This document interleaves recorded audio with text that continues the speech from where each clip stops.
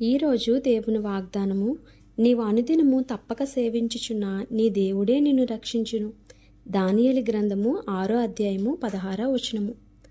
బబులోను రాజగు బెల్షస్సరు పరిపాలనలోని దానియేలుని సింహబోన్లో వేసిన సమయంలోని ఆ రాజు, అన్యుడైన రాజు వచ్చి దానియేలుతో, దేవుని బిడ్డైన దానియేలుతో పలుకుతున్న మాటలండి.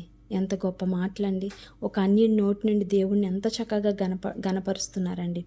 కానీ దేవుని శక్తి మనకు తెలుసు, దేవుని యొక్క బలము మనకు తెలుసు, దేవుని ఏ కార్యమైనా చేయగలడని తెలుసు. కానీ మన జీవితంలో వచ్చి చిన్న చిన్న సమస్యలకే టెన్షన్ పడిపోతాం. అయ్యో నాకు ఈ పరిస్థితి అని ఎంతగానో కురింగిపోతాము.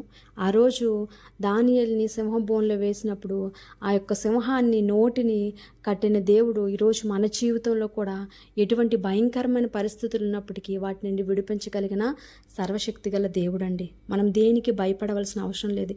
ఏ పరిస్థితి అయినప్పటికీ, ఏ సమస్య అయినప్పటికీ, ఎటువంటి ఆర్థిక ఇబ్బందులు అయినప్పటికీ, ఎటువంటి అనారోగ్యం అయినప్పటికీ నా దేవుడు గొప్ప దేవుడు. వాటి నుండి విడిపించగలిగిన గొప్ప శక్తి నా దేవుడికి ఉందని మనం ఎప్పుడైతే నమ్ముతామో అప్పుడు మన జీవితంలో విజయాన్ని చూస్తాము. అటువంటి ధన్యత, కృప దేవుడు మనందరికీ కలుగు చేయాలని, దేవుడు ఈ కొద్ది మాటల్ని దీవించి ఆశీర్వదించాలని కోరుకుంటూ, దేవుడు ఈ చిన్న మాటలు దీవించునుగాక.